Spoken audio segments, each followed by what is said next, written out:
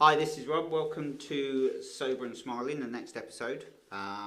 With me today is Nick. Hi. Damon. Hello. And Jamie. And Hello. We're here at Holton Hill in Skegness. So today's episode is all going to be about character defects. So which one of us wants to kick off?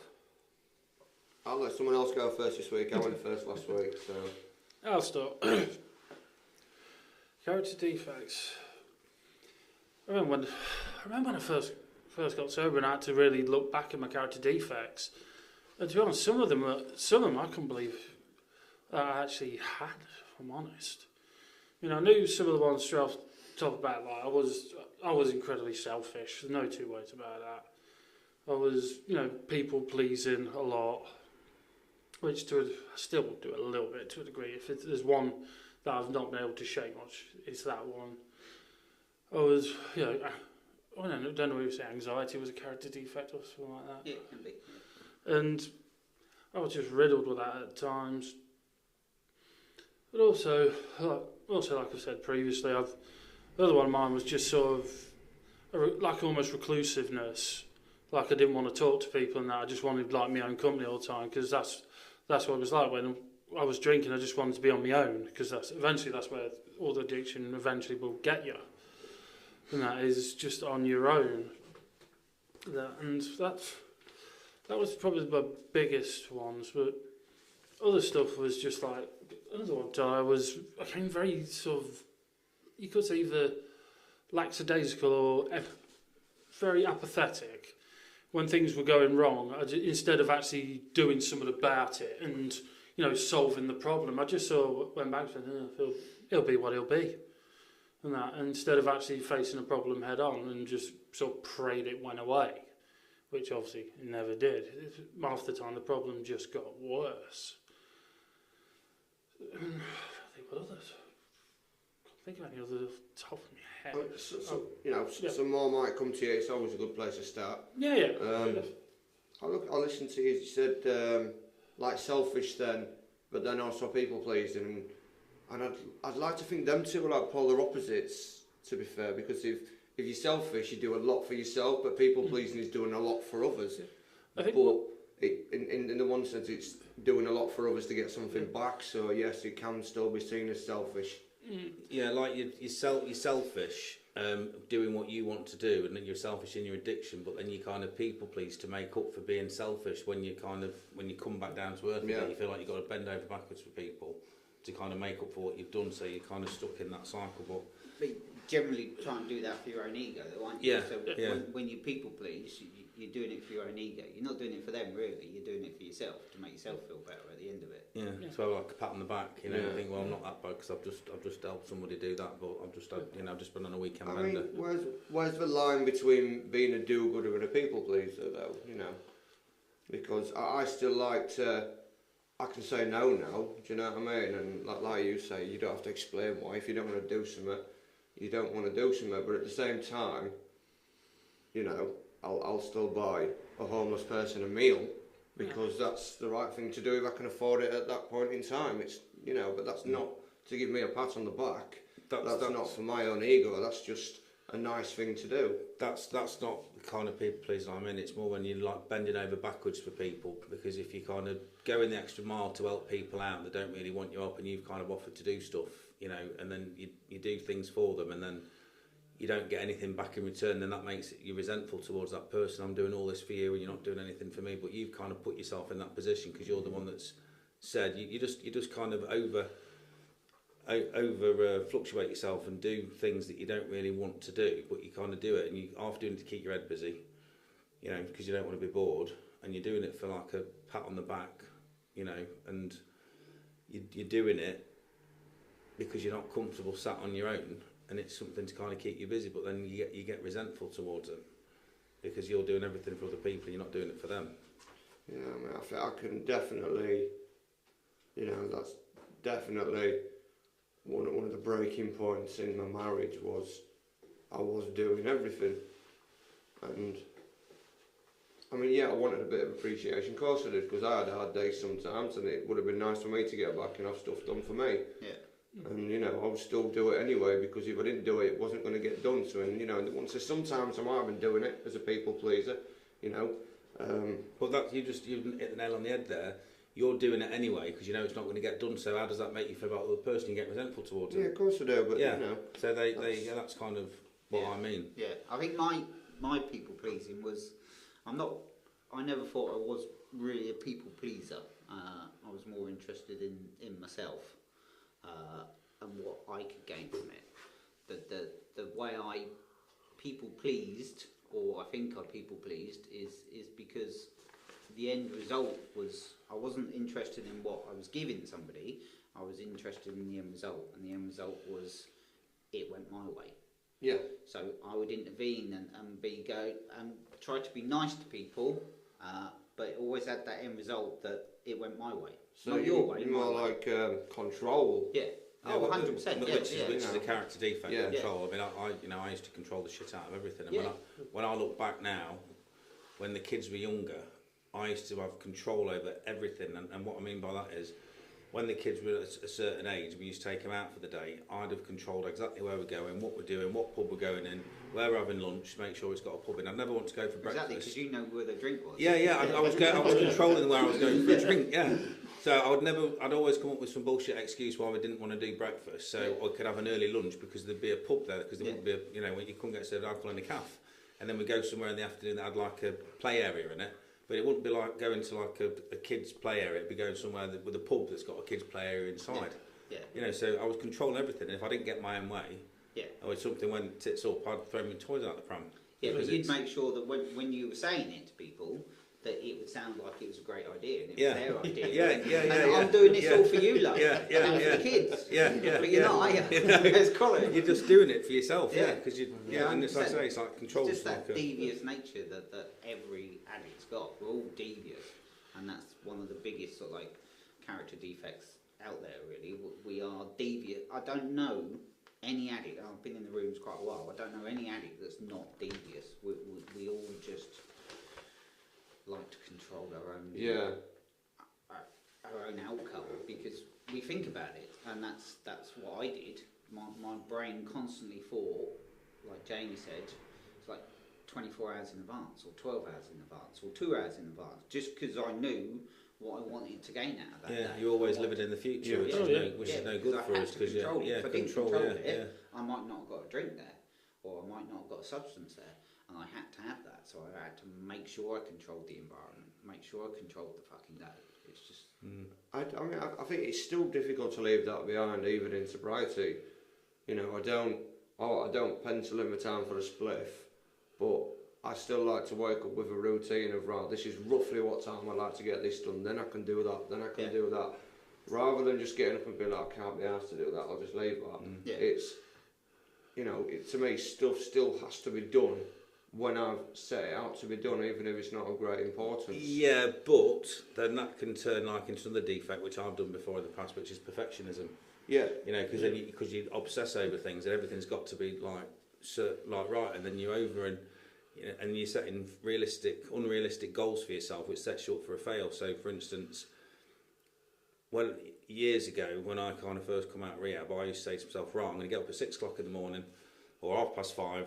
I'll have a coffee at 5:30, I'll have a shit at 5:45, I'll go to the gym at 6 o'clock. If any of those things fell out of sync, I'll be like, oh fuck it, I'll start again next week. But the gym, that was a massive one. If I said I'd go to the gym at 6 o'clock, and then I didn't end up going at 6 because I slept in or something didn't kind of go to plan, and this was, let's say, on a Monday, and there's nothing stopping me going at 7 o'clock or 8 o'clock or 9 o'clock, I just gone, oh fuck it, I'll start again next week, because I was over trying to perfect things. And it is about having a program, but not having it too regimented and too intense. I think intense, because it's like, because you turn into an obsession. Definitely intensity turns to control. Definitely. Yeah, I think with character defects, what I've learned, and this is, I can only speak for me, I've got obviously numerous character defects, loads, but I've realised that they ain't going away. So just because I've been in the programme, just because I'm recovering from substances and my life's good today, it doesn't mean my character defects have gone. They've not, because they're part of me. And I understand that. My character defects, all those character defects I had in addiction, haven't gone anywhere. Yeah. I've just learned to deal with them. I've learned to control them. I've learned to take a step back and minimise them. They're still there, and they'll always be there. It's just how you approach it and how you...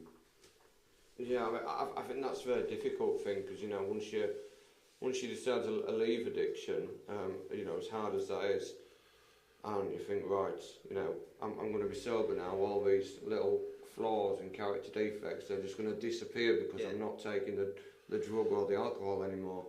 And I think in some senses they were there long before the, you know, drugs and the alcohol. Yeah, they were. They just weren't as prevalent. Yeah, No, and as more as you go with your recovery throughout the years and everything else, the easier it is to control those. I mean, they're called defects of character because they are literally defects that you've acquired over time, and some of them is learned behaviour from family, some of them are learned behaviours that you picked up in addiction, you know, and they've been like your coping mechanisms, but you don't need your defects of character.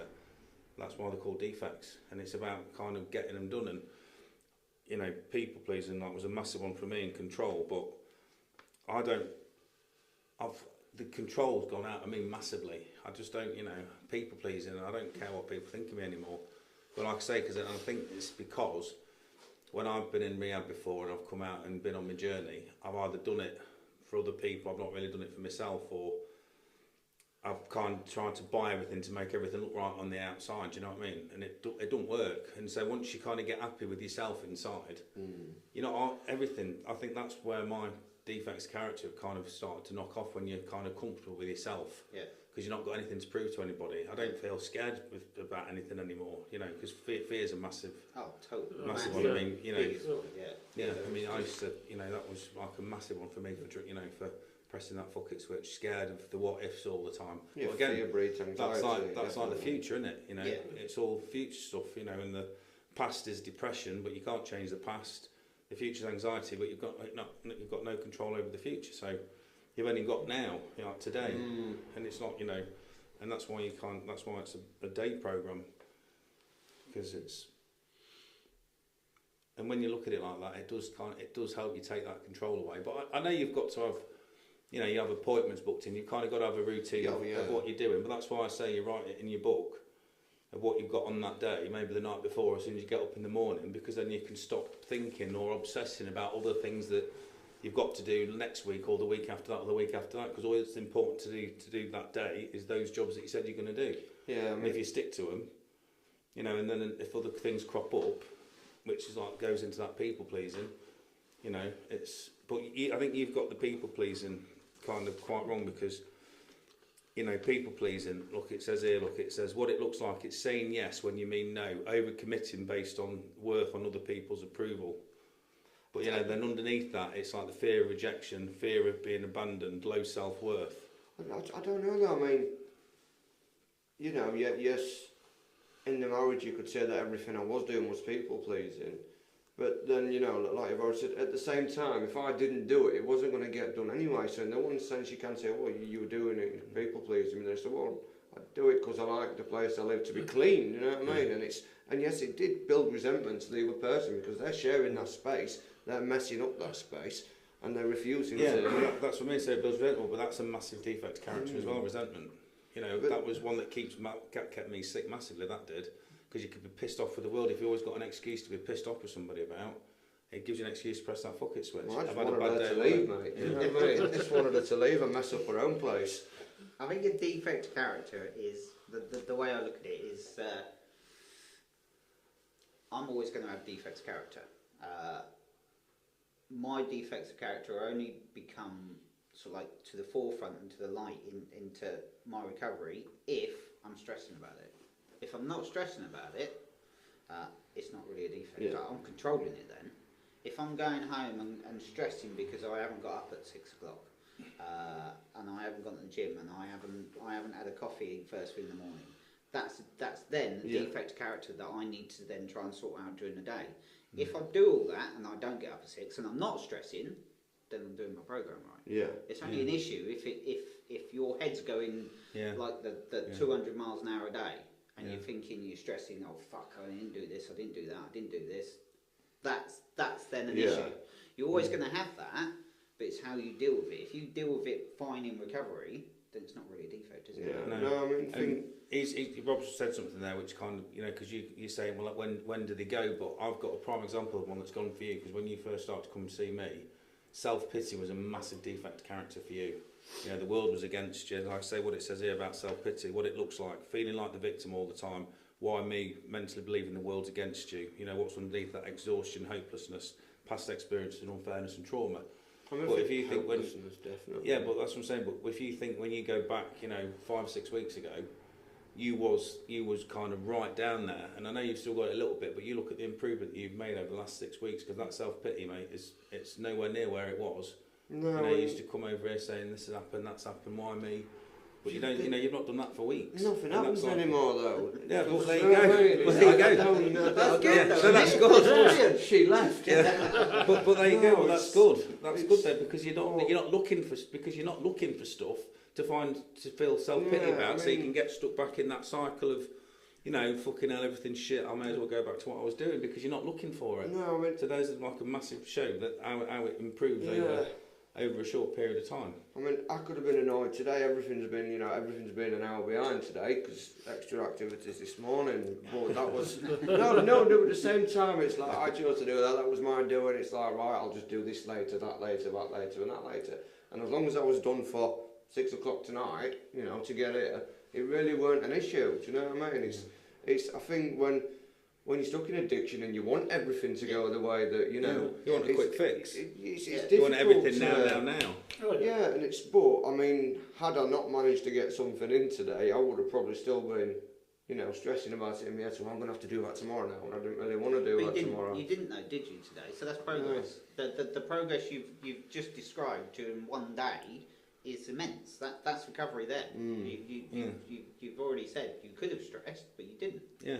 You There know, you there's go. plenty of hours in the day. Do you know what I mean? Just don't sit there thinking, oh, it's an hour behind. It doesn't matter now.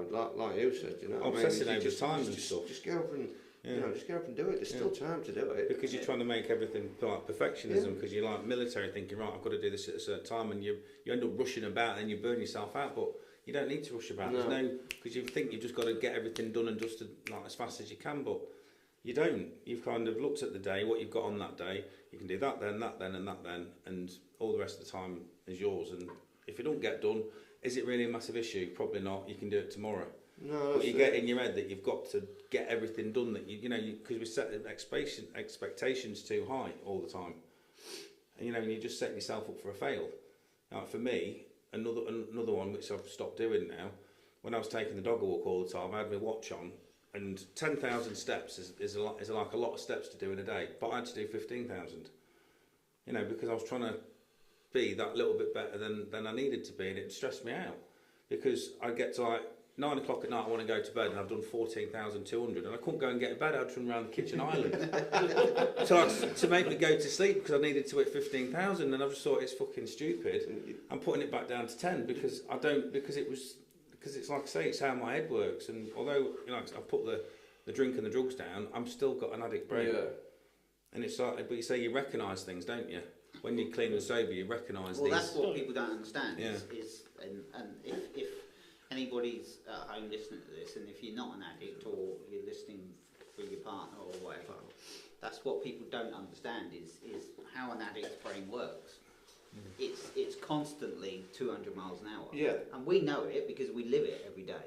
And it's all about calming that fucking washing machine brain down. That fire in your head. Yeah. Yeah, even when you live in the day and you lose that, you know, living in the past and anxious about the future, I still find it, you know, difficult to just completely relax and not do anything. Yeah. And, you know, that's just because I was so used to doing something Yeah. that, you know, if I sit down for 10 minutes and there is nothing to do, I'm bored.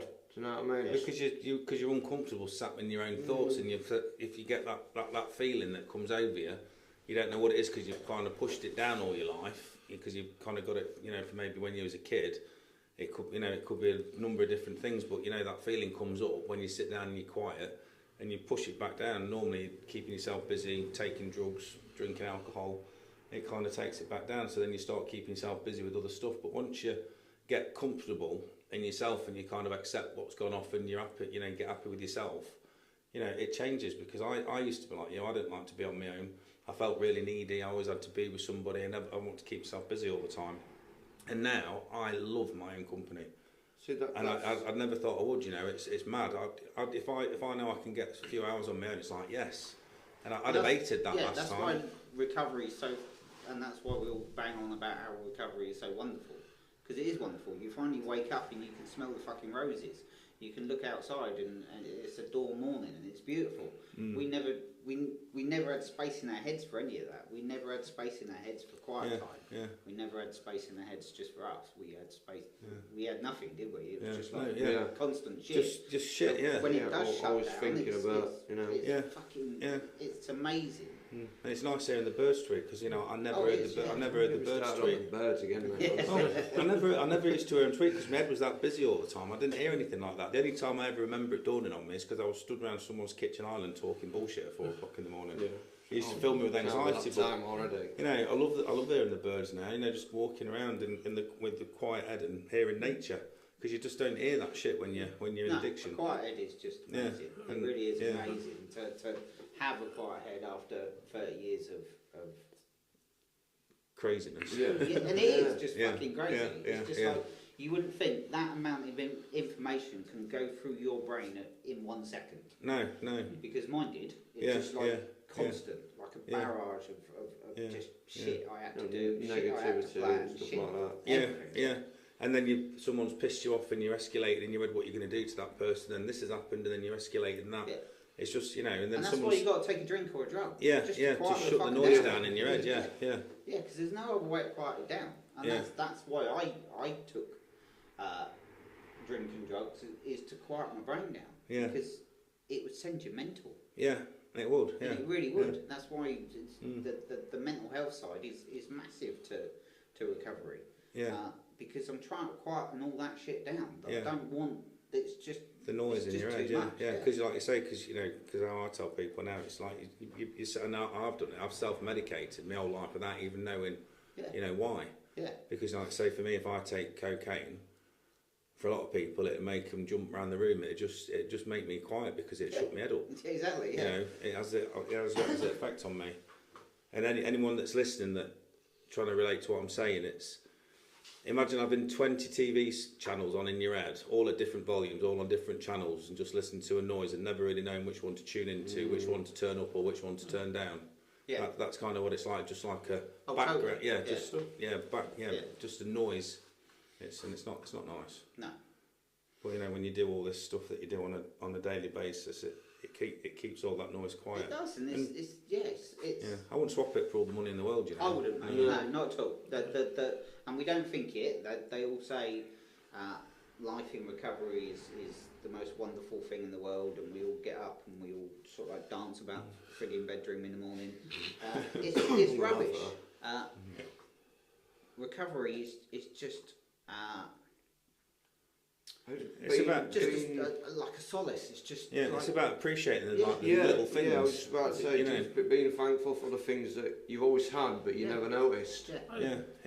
You know, because it's not about monetary things. No, or, you know. No, not at all. No, I'm grateful to sleep in a bed. I would have never thought that when I was, because I was just grateful for the spliff in the morning. Yeah. Not the fact I slept in a bed and some people don't. You know what I mean? Because you'll be thinking, someone's got a better bed than me. You know, someone's got a better duvet than me. You're always kind of thinking. There's always something. I wish I had a better bed. I wish I had a warmer room. You know, because that's where your head goes all the time. You're always resentful at other people, pissed off with the world, because you always think that you've got it worse than every fucker else, and that's what keeps you stuck in that fucking trap all the time.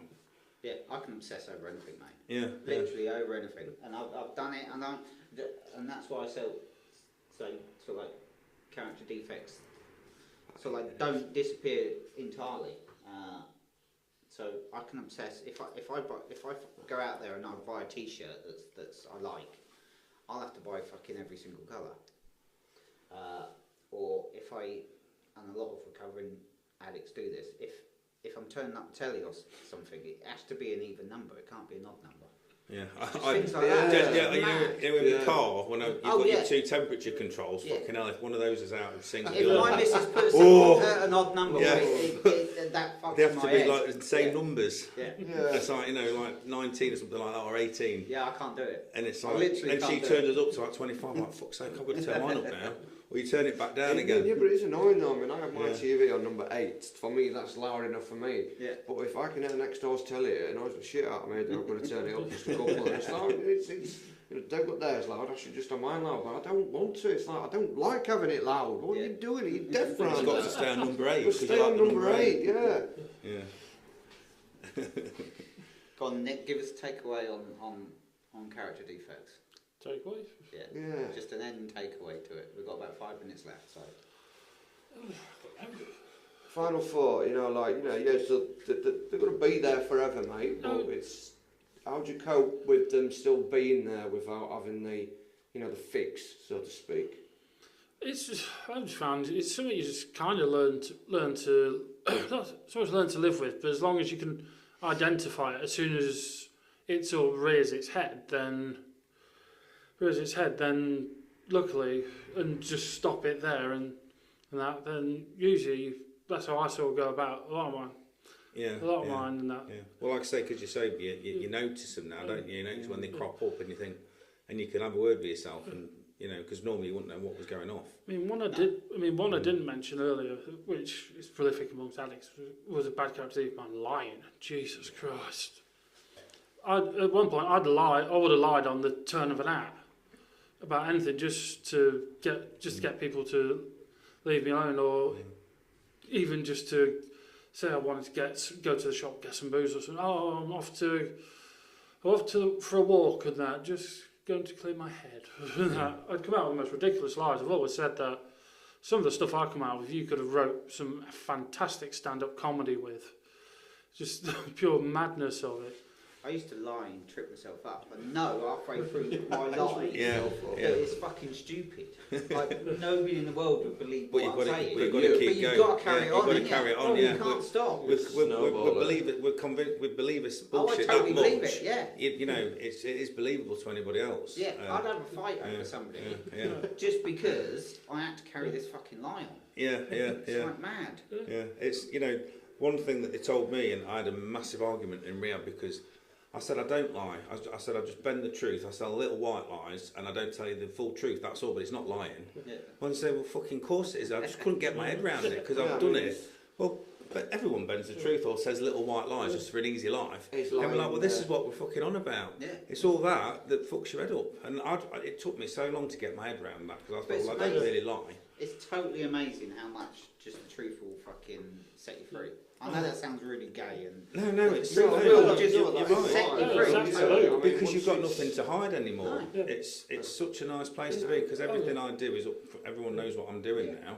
And I've got nothing to hide, and you sleep better at night because you're not thinking, I've got to remember what I said to that person, you know, what they thought and what I told them, and it's just all gone. But all the negativity, the fear, and everything else, and the worry that you put yourself through, and after that washing machine brain will disappear if you just tell the truth. Even And if just the be upfront.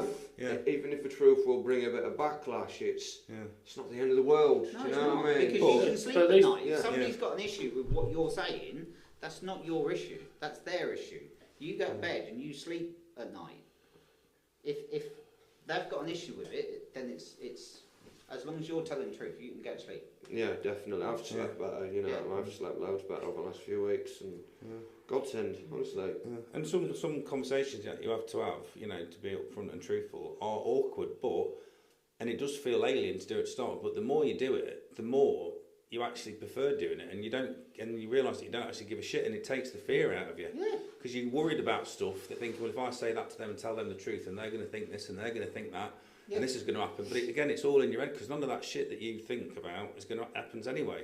You know, the thousands of what ifs that you come up with a daily basis in your head, how many of them come true? Yeah, exactly. They don't, do they? You know. The truth can just become autopilot, like everything else in addiction. You know, you tell the truth for long enough, it is what it is. You will just say the truth. Well, yeah, and you'll believe it, and that's the point. You'll believe it, and you won't lie to yourself because the worst sort of like mistruth lying is lying to yourself, not other people. If you can be truthful with yourself, then you can be truthful with other people, and it works both ways. Cool. So we're just about up at an end. We're going to leave it at 30 minutes. So thank you everybody for listening. Please like and share the page. We've got our own WhatsApp channel, so not WhatsApp, sorry, Spotify channel. So we'll put it on the group. And yeah, thanks for listening, everybody. So it's good night from me. It's good night from who? And it's good night for me, Jamie. Me and Nick. Thank you. Thank Right, you. thank to you. everybody. Cheers.